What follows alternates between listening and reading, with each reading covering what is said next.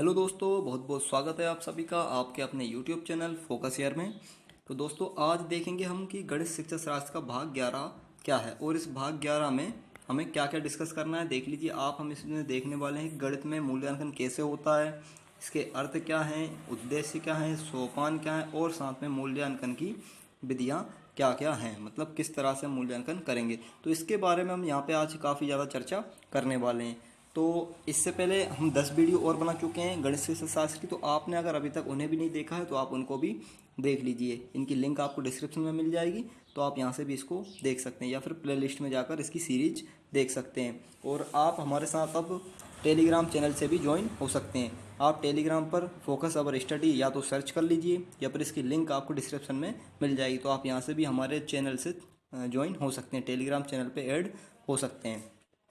और आपने अभी तक अगर हमारे चैनल को सब्सक्राइब नहीं किया तो चैनल को सब्सक्राइब भी कर दीजिए, साथ में बेल आइकन दबाइए जिससे कि आपको आने वाले सभी वीडियोस के नोटिफिकेशन मिलते रहें। और अगर वीडियो पसंद आए तो उसको आप लाइक भी करिए, साथ में अपने दोस्तों को शेयर करिए। तो चलिए आइए देख लेते हैं कि हमें यहाँ पे आज क्या क्या पढ़ना है। तो देखिए सबसे पहले देख लेते हैं कि मूल्यांकन का अर्थ क्या है, मतलब मूल्यांकन का यहाँ पे क्या विशेष अर्थ निकलता है वो हम पहले देख लेते हैं। तो देखिए एक प्रक्रिया है जिसके द्वारा हम ये जानने का प्रयास करते हैं कि कक्षा अध्यापक द्वारा उद्देश्यों की प्राप्ति किस सीमा तक हुई है। यानी उद्देश्यों की प्राप्ति करना एक इसका मुख्य उद्देश्य होता है कि भाई मूल्यांकन में हम क्या देखते हैं, उद्देश्य की प्राप्ति देखते हैं, जो हम पढ़ा रहे हैं उसकी उद्देश्य की प्राप्ति कहाँ तक हुई है। इसके बाद अर्थात कक्षा अध्यापक ये देखना चाहता है कि उसके विद्यार्थियों ने प्राप्त ज्ञान को किस सीमा तक समझा, मतलब कितना बच्चों ने समझ लिया है ज्ञान को, उनकी रुचि तथा व्यवहार में कहाँ तक परिवर्तन हुआ, मतलब उनकी रुचि और व्यवहार में कहाँ तक परिवर्तन हुआ, तो वो देखने का प्रयास किया जाता है इसमें। उनकी गणित के प्रति अभिरुचि कितनी है ये देखते हैं इसमें, उनकी बुद्धि का स्तर क्या है आदि आदि, यानी ये सब मिलाकर ही मूल्यांकन की प्रक्रिया को हम पूर्ण समझते हैं। मतलब मूल्यांकन क्या है कि इसमें एक तो उद्देश्य की प्राप्ति देखी जाती है, बच्चों ने कितना ज्ञान अर्जित कर लिया है, बच्चों की रुचि कैसी है गणित के प्रति, व्यवहार में कितना परिवर्तन हो गया बच्चों में। तो मतलब ये सब इसमें जब मिला के हम पूरा अध्ययन कर लेते हैं तो उसको मूल्यांकन की प्रक्रिया एक तरह से पूर्ण समझते हैं, इसको हम ऐसा कह देते हैं। इस प्रकार शिक्षा में मूल्यांकन से तात्पर्य उस प्रक्रिया से है जिसमें अध्यापक एक छात्र के शैक्षिक उपलब्धि का क्या करता है, पता लगाता है, यानी शैक्षिक उपलब्धि जांचते हैं यहाँ पे हम, ठीक है। मूल्यांकन का तात्पर्य हम ऐसा कह सकते हैं यहाँ पे। इसके बाद इस प्रक्रिया मूल्य मतलब इस प्रकार मूल्यांकन का जो आस है मापन के साथ साथ मूल्य निर्धारण से भी है। मतलब यहाँ पे हम बच्चों के मापन तो कर ही रहे हैं, मापन की प्रक्रिया एक तरह से ये तो मापन तो हो ही रहा है, साथ में हम उसमें बच्चे में मूल्य भी निर्धारण करते हैं। यानी बच्चों में नैतिक मूल्य, सामाजिक मूल्य, मानसिक मूल्य, इस तरह के कौन कौन से मूल्य का विकास उसके अंदर हो गया है तो उसका भी निर्धारण यहाँ पे किया जाता है। तो मूल्य निर्धारण की प्रक्रिया है, अर्थात अधिगम अनुभवों द्वारा विद्यार्थी में अपेक्षित व्यवहारगत परिवर्तन किस सीमा तक हुए इसका मूल्य निर्धारण करके निर्णय देना होता है। अर्थात हम ये कह सकते हैं यहाँ पे कि मापन मूल्यांकन का ही क्या है, एक भाग है। जो मापन होता है वो मूल्यांकन का ही क्या है, भाग है। और तथा इसके बाद ये क्या होता है, सदैव हमेशा मूल्यांकन में ही निहित रहता है। मतलब मूल्यांकन में टोटल पहले तो मापन भी होता है और मापन द्वारा हम इनके उद्देश्यों की प्राप्ति करते हैं शिक्षण की। तो ये इसका मुख्य अर्थ था, यहाँ पे हम कह सकते हैं मूल्यांकन का अर्थ ये था पूरा। इसके बाद चलिए अगला देख लेते हैं आगे क्या है। तो आगे देखिए इसमें लिखा है कि गणित शिक्षण में मूल्यांकन के उद्देश्य। अब यहाँ पे हम केवल उद्देश्य देखेंगे कि मूल्यांकन के उद्देश्य हैं क्या वास्तव में। तो उद्देश्य एक तो ये है कि पाठ्यक्रम में आवश्यक संशोधन। तो पहला उद्देश्य तो यही है कि पाठ्यक्रम में क्या करते रहना चाहिए, हमें संशोधन करना चाहिए, तो इसका एक उद्देश्य तो यही हो गया। इसके बाद अगला देखें इसमें, तो अगले में क्या है देखिए, तो आगे इसके बाद उद्देश्य है कि परीक्षा प्रणाली में सुधार करना। यानी क्या करना चाहिए, परीक्षा प्रणाली में सुधार करना, ये इसका उद्देश्य है। परीक्षा प्रणाली में सुधार हो जाता है मूल्यांकन द्वारा। इसके बाद निर्देशन एवं परामर्श के लिए उचित अवसर प्रदान करना, यानी कि बार बार बच्चों को परामर्श देना है ना, उसके बाद निर्देशन करते रहना बच्चों को, तो ये सब मूल्यांकन के उद्देश्य हैं। साथ ही अध्यापकों की कार्यकुशलता एवं सफलता का मापन करना। इस मूल्यांकन द्वारा एक उद्देश्य ये भी होता है कि भाई हम शिक्षकों की भी कार्यकुशलता का पता लगा सकते हैं, उनकी सफलता का मापन कर सकते हैं। साथ में बालकों के व्यवहार संबंधी परिवर्तनों की जांच करना। इसके बाद इसमें हम क्या लगा सकते हैं कि बच्चों में कहाँ तक व्यवहार में परिवर्तन हुआ है, तो इसकी भी जांच हम यहाँ पे कर सकते हैं।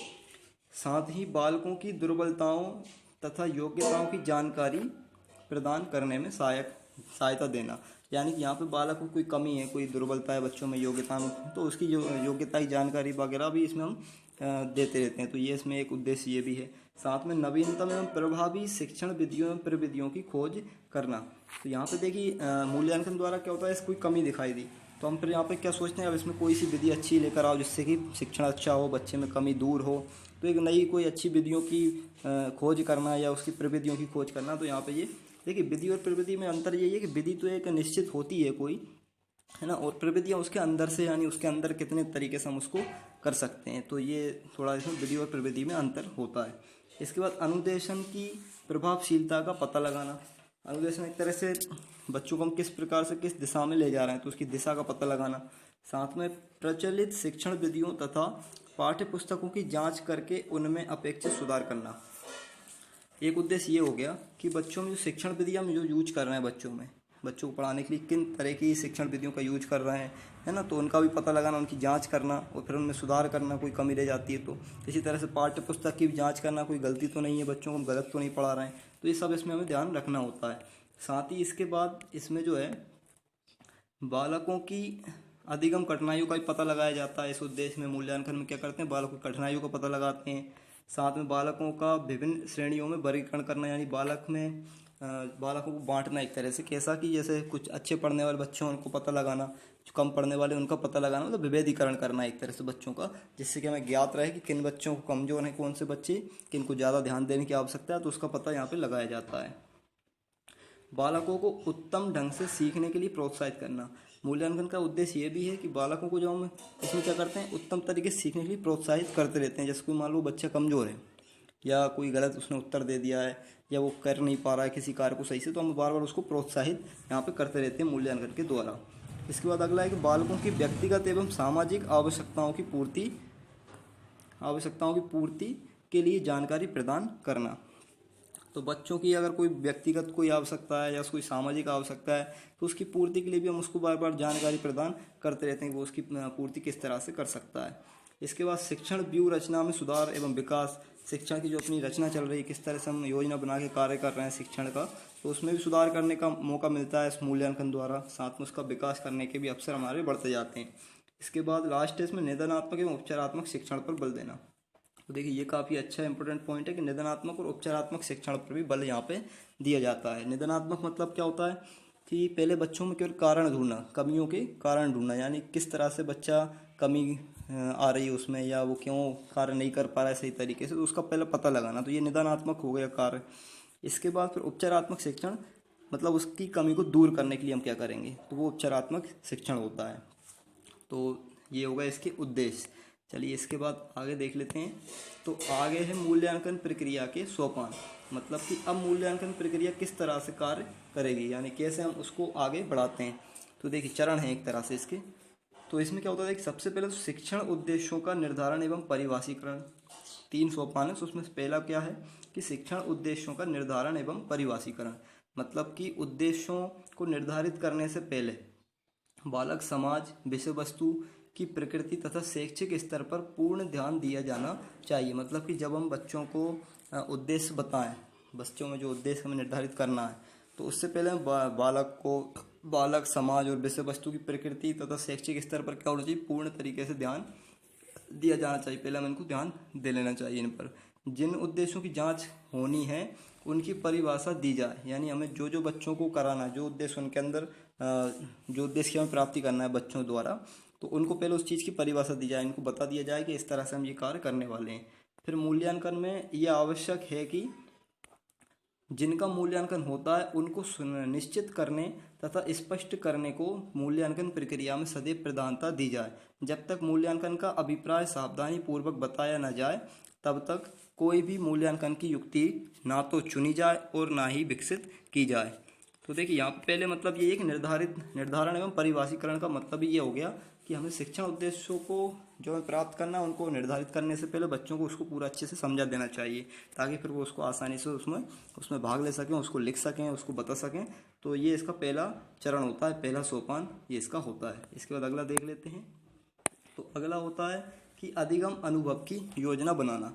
मतलब कि अब इसमें क्या करना है कि अधिगम अनुभव से तात्पर्य, अधिगम अनुभव से तात्पर्य एक ऐसी परिस्थिति के निर्माण से है जिसके अंतर्गत बालक वांछित क्रिया व्यक्त कर सकता है। अतः अध्यापक को चाहिए कि वह कक्षा के अंदर ऐसी परिस्थितियों का निर्माण करे जिससे कक्षा का वातावरण एक उद्दीपक का कार्य करे। तो देखिए यहाँ पे मुख्य बात यही ध्यान रखने वाली कि अगला चरण क्या है कि अधिगम अनुभव की योजना बनाना। मतलब हमने जो बच्चों को समझाया, अब उस मूल्यांकन के लिए एक योजना बनाना पड़ता है, और योजना भी किस तरह से हो कि वहाँ पे हमें इस तरह की ऐसी इस परिस्थितियाँ निर्माण करनी है कि जिससे बच्चों को वो वातावरण कैसा लगे, उद्दीपक जैसा लगे, उद्दीपक की तरह कार्य करे। उद्दीपक क्या होता है? एक तरह से एक उत्प्रेरण कह सकते हैं हम, जो कि प्रेरणा देता है, जिससे बच्चे क्या होते हैं, उत्तेजित हो जाते हैं देखकर कोई वस्तु, हम कह सकते हैं।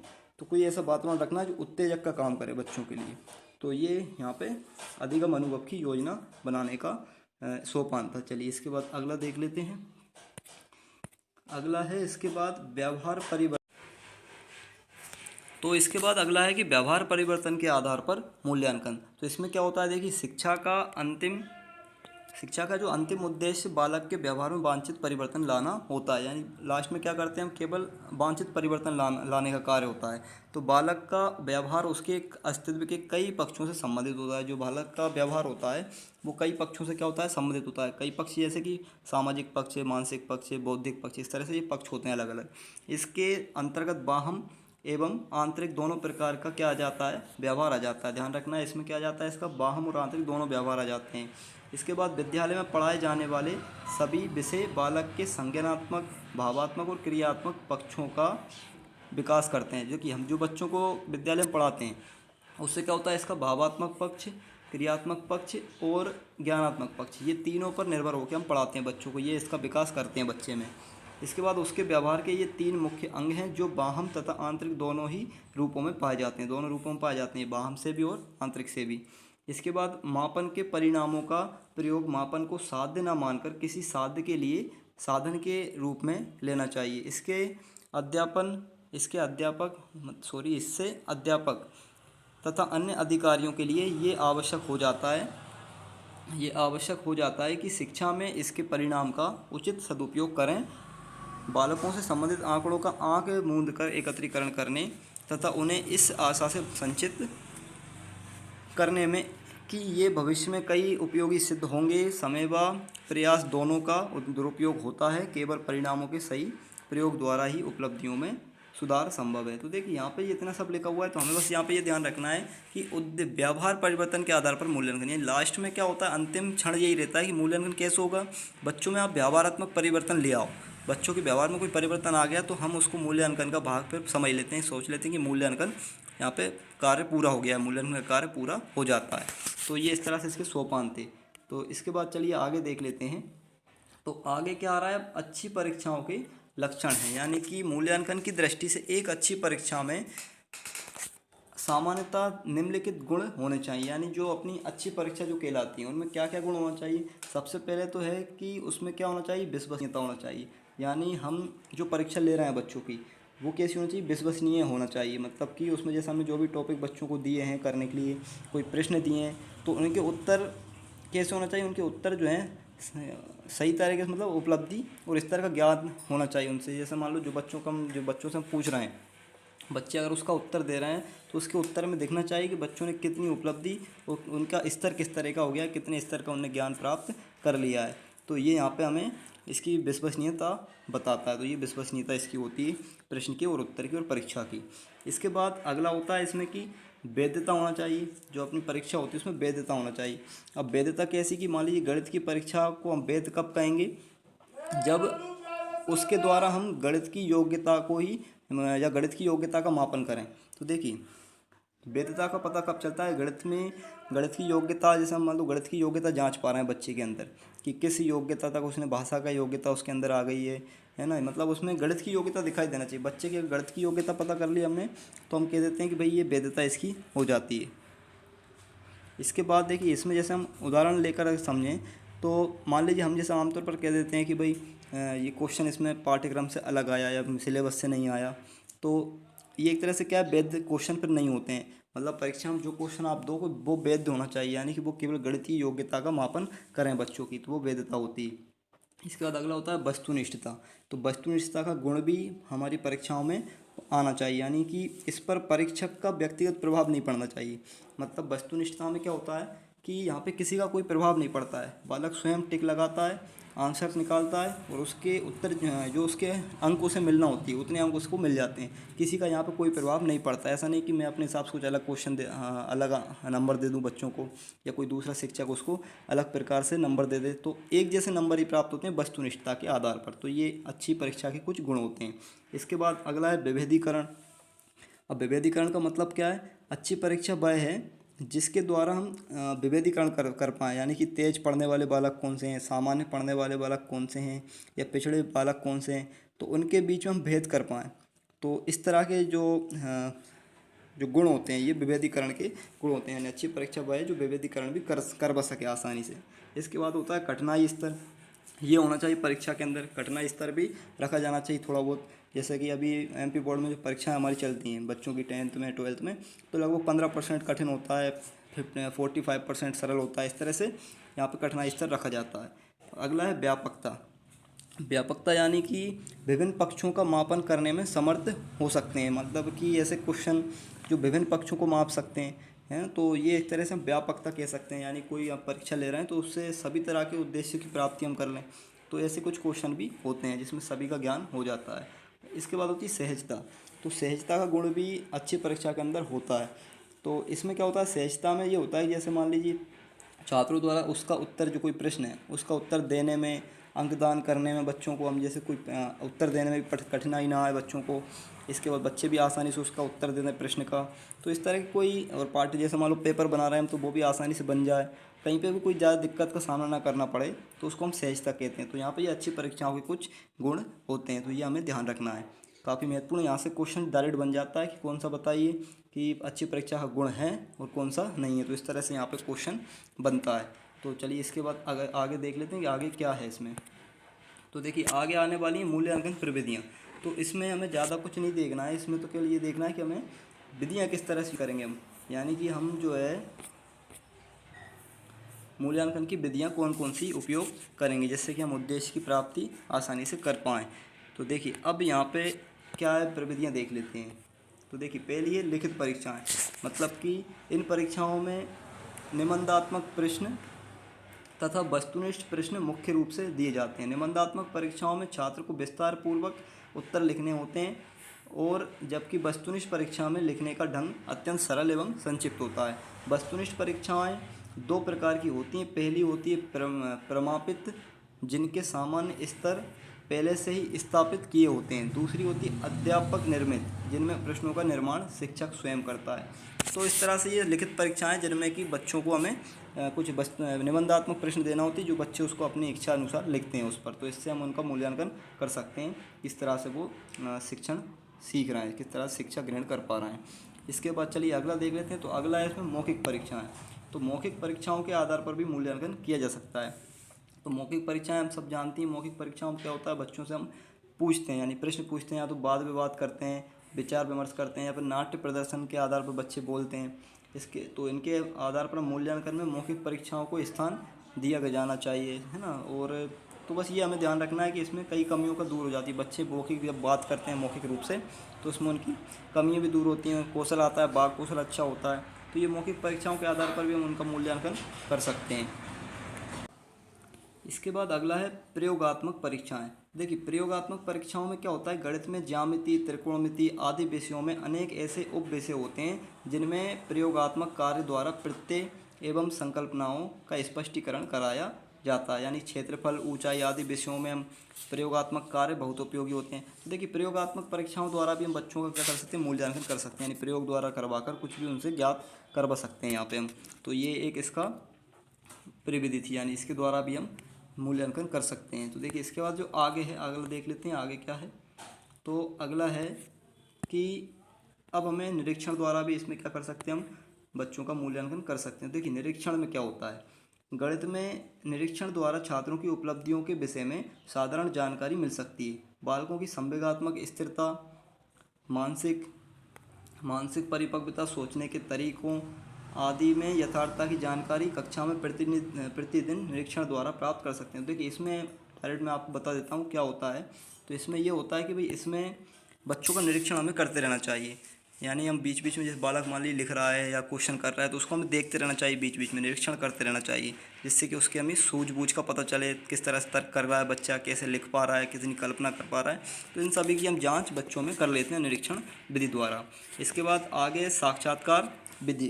तो देखिए इसमें क्या होता है, साक्षात्कार द्वारा, यानी बच्चों से हम जैसे हम कह सकते हैं एक तरह से मौखिक परीक्षा।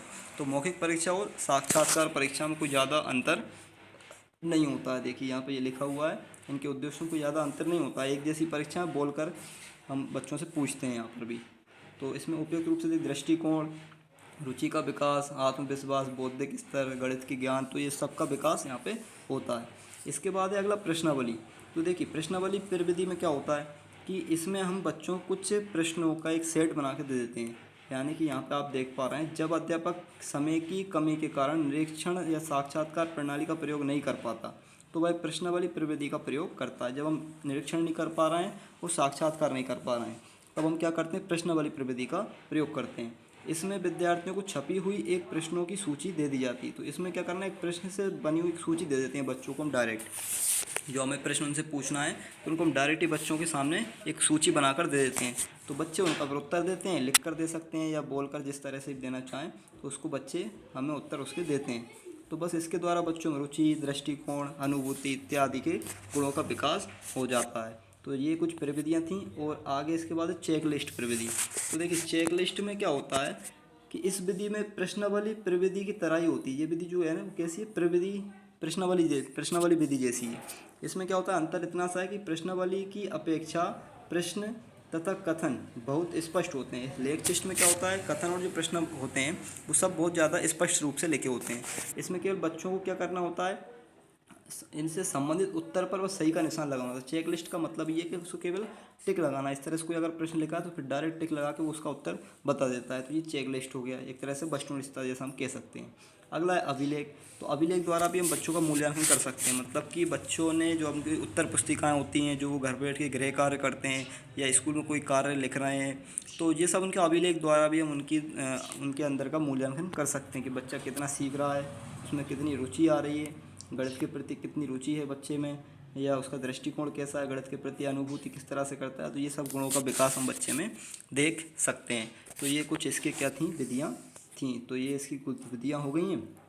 तो अगर दोस्तों वीडियो पसंद आया हो तो लाइक करें, अपने दोस्तों को शेयर करें और हमारे चैनल को सब्सक्राइब कर दें, और साथ में बेल आइकन भी दबाएं, जिससे कि आने वाली वीडियो के नोटिफिकेशन आपको मिलते रहा करें। बहुत बहुत धन्यवाद दोस्तों, आप सभी का हमारे साथ इस तरह से जुड़ने के लिए और हमारे वीडियो को देखने के लिए।